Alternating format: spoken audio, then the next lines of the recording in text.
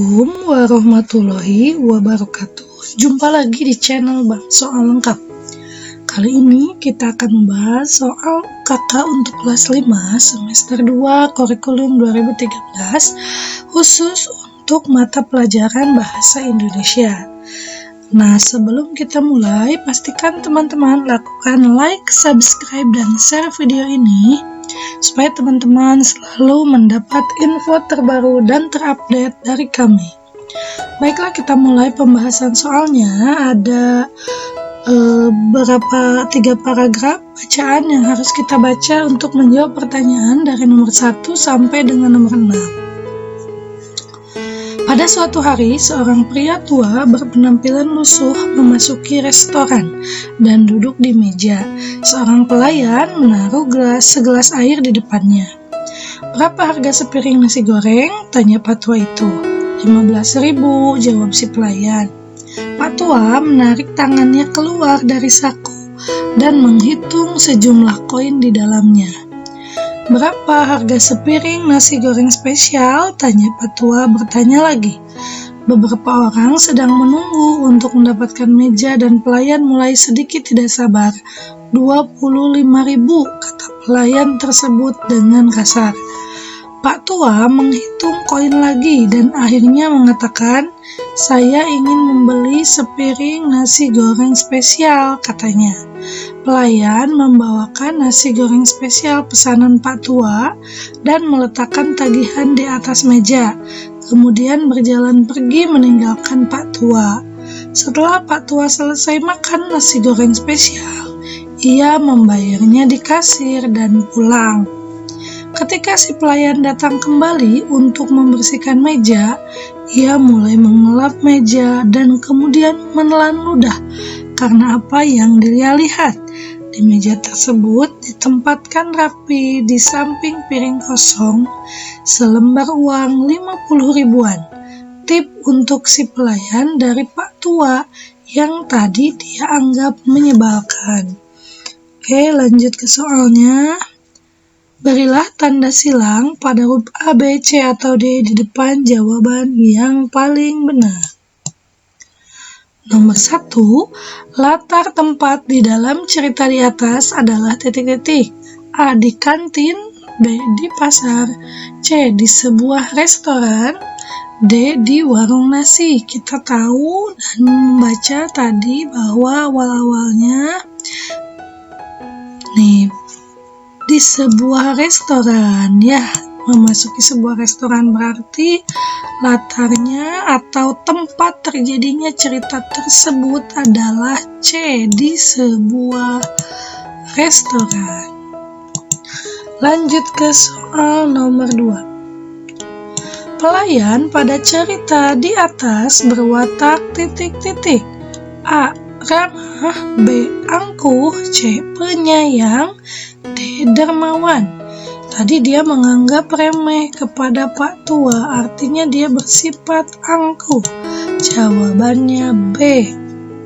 Selanjutnya nomor 3, amanat yang tepat untuk cerita di atas adalah titik-titik. A. Jangan melakukan pekerjaan yang tidak ada manfaatnya. B. Jangan marah kepada pembeli yang menyebalkan. C. Jangan menghina orang yang lebih tua, atau D. Jangan menganggap remeh atau menganggap rendah orang lain. Jawaban yang paling benar adalah D. Jangan menganggap remeh atau rendah orang lain. Lanjut ke soal nomor 4. Ringkasan cerita di atas adalah titik-titik. A. Pak tua diperlakukan dengan kasar oleh pelayan hanya karena penampilannya yang lusuh. B. Pak tua tidak jadi membeli nasi goreng karena mendapat perlakuan kasar dari pelayan. C. Pelayan mendapat tip dari Pak tua. D. Pelayan menyesal telah berlaku kasar terhadap Pak tua. Jawaban yang tepat tadi, Pak tua diperlakukan kasar oleh pelayan hanya karena penampilannya yang lusuh. Nomor 5, Tokoh utama dalam cerita di atas adalah titik-titik. A. Pak tua, B. pelayan, C. pembeli, D. pemilik restoran. Kita tahu bahwa cerita tadi menceritakan Pak tua yang masuk ke restoran, kemudian dia memesan makanan, dan terakhir dia memberikan tip kepada pelayan. Jadi sudah jelas tokoh utamanya adalah Pak tua. Jawabannya A. Nomor 6. Tema cerita di atas adalah titik-titik. A. Kesederhanaan, B. keberanian, C. kemiskinan, D. keserakahan. Yang benar adalah Pak tua tadi berpenampilan lusuh, artinya dia sederhana. Jadi A. Kesederhanaan. Nomor 7. Tempat dan waktu terjadinya cerita tersebut disebut titik-titik. A. Latar, B. amanat, C. tema, D. tokoh. Kita tahu bahwa tokoh adalah orang yang diceritakan atau pelaku cerita. Kalau tema adalah sebuah peristiwa yang melatar belakangi peristiwa. Amanat adalah pesan yang ingin disampaikan penulis. Sedangkan latar adalah tempat dan waktu terjadinya cerita. Nah, jadi yang sesuai jawabannya adalah A. Jangan lupa teman-teman untuk selalu membaca buku teks yang sesuai dengan soal tersebut supaya teman-teman tidak hanya bisa menjawab soal tapi juga memiliki pengetahuan untuk bekal masa depan. Selanjutnya nomor 8. Berikut ini yang tidak termasuk unsur-unsur dalam sebuah cerita adalah titik-titik. A. Alur, B. Amanat, C. Sudut pandang, D. Sosial budaya. Tadi alur adalah jalannya sebuah cerita. Amanat adalah pesan yang ingin disampaikan penulis dalam sebuah cerita. Sudut pandang adalah gaya bahasa penulisan berdasarkan sudut pandang pengarang, orang ke-1, orang kedua, dan sebagainya. Jadi masih berhubungan dengan unsur sebuah cerita. Nah, untuk sosial budaya ini bukan termasuk unsur sebuah cerita, tapi memang berpengaruh. Jadi yang tidak termasuk unsur cerita adalah sosial budaya. Jawabannya D.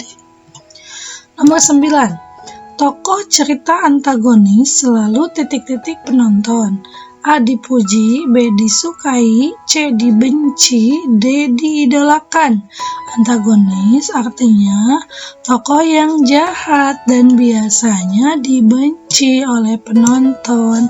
Jawabannya adalah C. Nomor 10. Ada sebuah bacaan. Setiap orang bebas untuk bermimpi, seperti burung yang terbang di angkasa. Setiap orang bebas menentukan cita-citanya menjadi ini dan itu, menggambarkan cerita sukses kehidupan di masa yang akan datang. Tidak ada larangan untuk bermimpi, tidak juga pernah ada hukuman bagi orang yang memimpikan sesuatu. Kalimat utama paragraf di atas adalah titik-titik. A. Setiap orang bebas untuk bermimpi. B. Setiap orang bebas untuk menentukan cita-citanya menjadi ini dan itu. C. Tidak ada larangan untuk bermimpi. D. Tidak juga pernah ada hukuman bagi orang yang memimpikan sesuatu. Paragraf ini adalah paragraf deduktif, artinya paragraf mempunyai ide pokok atau kalimat utama terletak di awal paragraf. Mari kita cek awal paragrafnya adalah kalimat yang ini. Setiap orang bebas untuk bermimpi. Ya, jadi jawabannya adalah A, sama dengan kalimat pertama. Kita beri tanda dulu. Oke. Nomor 11. Ini adalah pelajaran yang mesti diketahui setiap orang tua. Doa orang tua sungguh mustajab jika itu ditujukan pada anak-anaknya. Jika orang tua ingin anaknya menjadi saleh dan baik, maka doakanlah mereka. karena doa orang tua adalah doa yang mudah diijabahi. Jika orang tua mendoakan jelek pada anaknya, maka itu pun akan terkabulkan. Jadi, orang tua mesti hati-hati dalam mendoakan anaknya. Ide pokok paragraf di atas adalah titik-titik. A. Pelajaran yang mesti diketahui setiap orang tua. B. Doa orang tua sungguh mustajab jika itu ditujukan pada anak-anaknya. C. Jika orang tua ingin anaknya menjadi saleh dan baik, maka doakanlah mereka, karena doa orang tua adalah doa yang mudah diijabahi. D. Orang tua mesti hati-hati dalam mendoakan anaknya. Nah, yang betul adalah paragraf ini paragrafnya sebaliknya dengan yang nomor 10. Kalau tadi disebut paragraf deduktif karena paragrafnya terletak di awal, kalau nomor 11 disebut paragraf induktif. Induktif itu ide pokoknya atau kalimat utamanya terletak di akhir paragraf. Jadi kita baca, ada cirinya ada kata-kata jadi. Oleh karena itu, itu adalah ciri paragraf induktif. Di sini kita ada tulisan, jadi orang tua mesti hati-hati dalam mendoakan anaknya. Itu ide pokoknya. Tadi yang jawabannya persis dengan kalimat utama paragraf tersebut adalah D. Orang tua mesti hati-hati dalam mendoakan anaknya. Selanjutnya nomor 12. Peristiwa yang sedang dibicarakan di masyarakat disebut berita titik-titik. A. Terkini. B. Aktual. C. Faktual. D. Sekarang. Jadi yang hangat dibicarakan disebutnya berita aktual. Ini menjadi jargon dalam pemberitaan di media-media sekarang. Aktual itu artinya peristiwa yang sering dibicarakan. Oke, nomor selanjutnya, nomor 13. Partono sangat jengkel kepada anak sematawayangnya. Setiap hari Munandar hanya bermalas-malasan. Saat ayahnya meminta bantuan, Munandar selalu menolak dengan segala macam alasan. Semua nasihat ayahnya sedikit pun tidak mengubah sikap jeleknya itu. Dasar Munandar keras kepala, gerutu ayahnya. Tema cerita tersebut adalah titik-titik. A. Kejengkelan ayah Munandar. B. Kemalasan Munandar. C. Penolakan Munandar. D. Sikap jelek Munandar. Tadi kalimat utamanya ada di awal. Partono sangat jengkel kepada anak sematawayangnya dan anaknya bernama Munandar. Jadi temanya adalah kejengkelan ayah Munandar. Jawaban yang tepat adalah A. Nomor 14. Berikut ini penulisan judul karangan yang benar adalah titik-titik. A. Bertamasya ke Telaga Sarangan. B. Bertamasya ke nya kecil Telaga Sarangan besar. C. Bertamasya ke nya kecil Telaganya kecil Sarangannya besar. D. Bertasya ke Telaga Sarangan dengan huruf kapital semua. Jawaban yang paling tepat untuk soal nomor 14 adalah B. Kita tahu kalau judul harus memakai huruf kapital di awal katanya. Namun untuk kata hubung seperti ke, dari, dan itu biasanya tetap memakai huruf kecil. Nah, ini sesuai dengan jawaban B. Jadi yang benar adalah bertamasya, B-nya besar, ke huruf K-nya kecil karena kata hubung, telaga T-nya besar, sarangan S-nya besar, huruf B ya. Selanjutnya nomor 16. Nomor 15. Ada urutan karangan. 1. Menyiapkan bekal. 2. Pengalaman berkemah. 3. Perjalanan menuju tempat perkemahan. 4. Kegiatan dalam perkemahan. Urutan karangan di atas yang benar adalah titik-titik. A. 2, 1, 4, 3. B. 1342, C. 2143, D. 2134. Mari kita analisis. Yang pertama, kalau untuk berkemah kita menyiapkan bekal. Ini ke-1 ya. Kemudian kita akan berjalan menuju tempat perkemahan nomor 3. Selanjutnya kita melakukan kegiatan dalam perkemahan. Nanti setelah itu akan ada pengalaman berkemah. Jadi 1, 3, 4, 2. Nah, yang tepat adalah B. Selanjutnya nomor 16. Percakapan sebelum drama dimulai disebut titik-titik. A. Monolog, B. Dialog, C. Epilog, D. Prolog. Kita bahas dulu. Monolog artinya percakapan oleh satu orang. Dialog percakapan oleh lebih dari 2 orang atau 2 orang saja. Epilog adalah penutup sebuah drama atau cerita, sedangkan prolog adalah percakapan sebelum drama atau cerita dimulai. Jadi jawaban yang tepat adalah D, prolog. 17. Berikut ini yang tidak harus diperhatikan dalam membacakan puisi adalah titik-titik. A. Lafal, B. Intonasi, C. Ekspresi, D. Pengarang. Nah, kalau kita sedang membaca puisi, lafal itu pengucapan kata-kata harus jelas. Intonasi itu keras atau tinggi rendahnya nada, itu juga harus jelas. Ekspresi artinya mimik muka wajah, apakah itu senang, sedih, itu juga harus jelas sesuai dengan puisi yang dibacakan. Kalau pengarang, orang yang membuat puisi itu tidak perlu diperhatikan, dibacakan saja tapi tidak harus diperhatikan. Jadi jawabannya adalah D, pengarang. Lanjut ke soal nomor 18. Di bawah ini tidak termasuk unsur-unsur dalam sebuah puisi adalah titik-titik.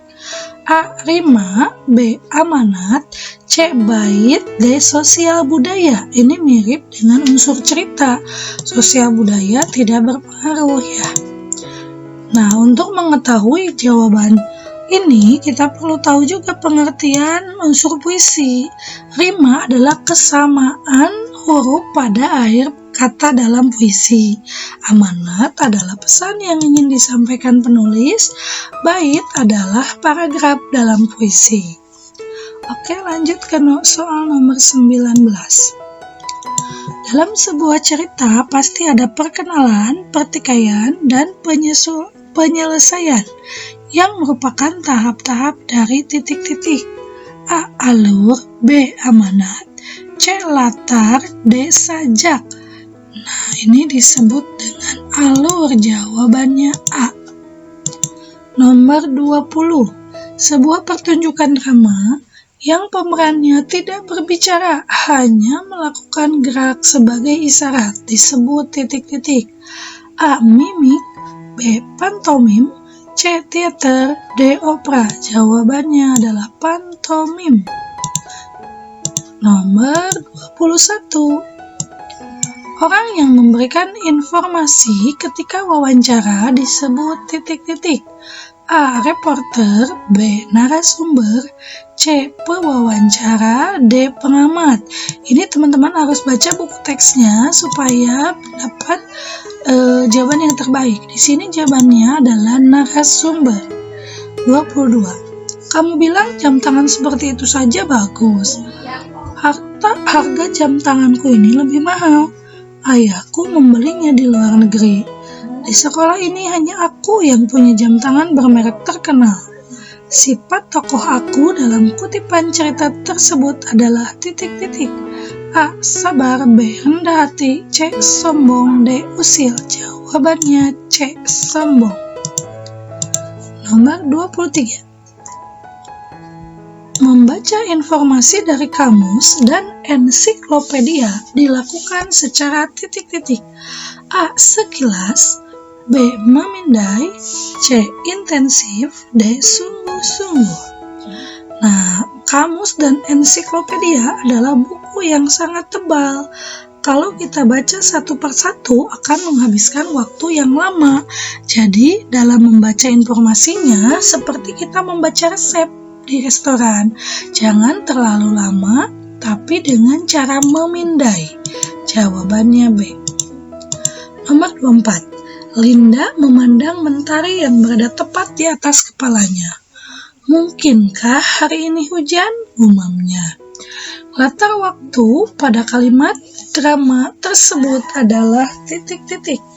A. Malam hari, B. Senja, C. Siang hari, D. Pagi hari. Kita lihat ada memandang mentari tepat di atas kepala.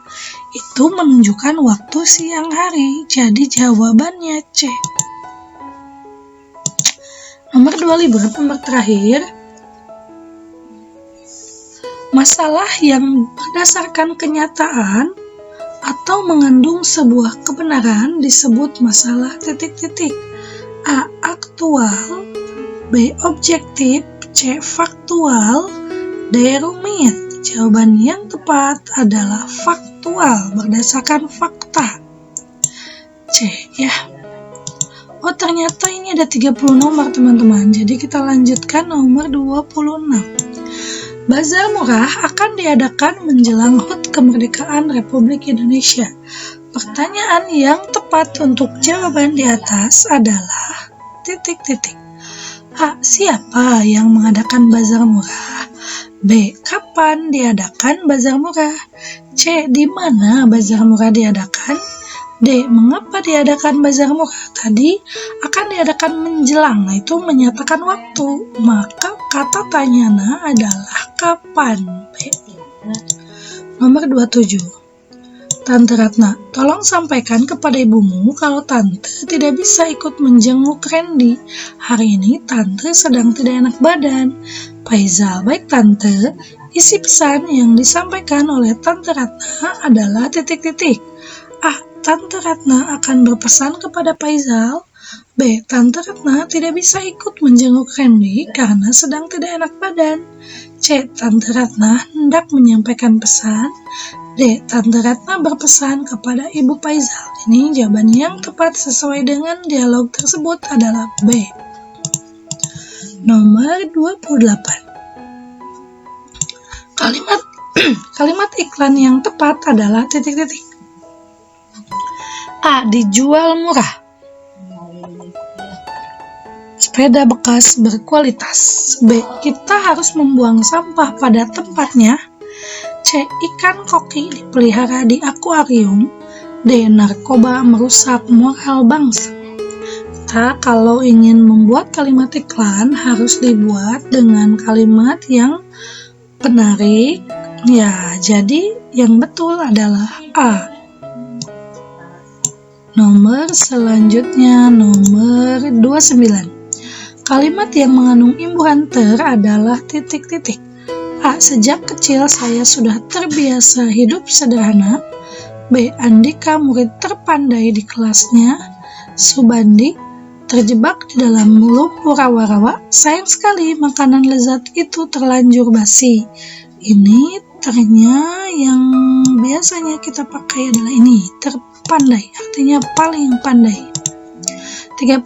Percakapan di akhir drama sebagai penutup disebut, tadi sudah dibahas, jawabannya adalah C. Epilog. Oke, 1 sampai nomor 30 sudah kita bahas, semoga bermanfaat. Assalamualaikum warahmatullahi wabarakatuh.